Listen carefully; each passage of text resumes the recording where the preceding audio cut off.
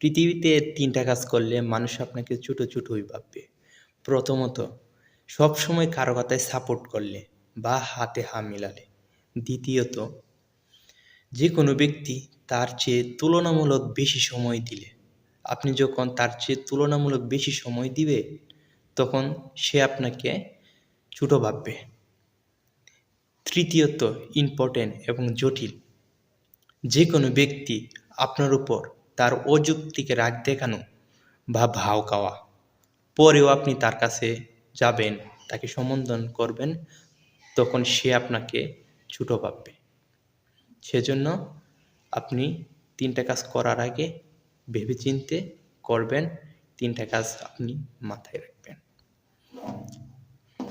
তাহলে আপনার পৃথিবীতে কারো কাছে ছোট হতে হবে না।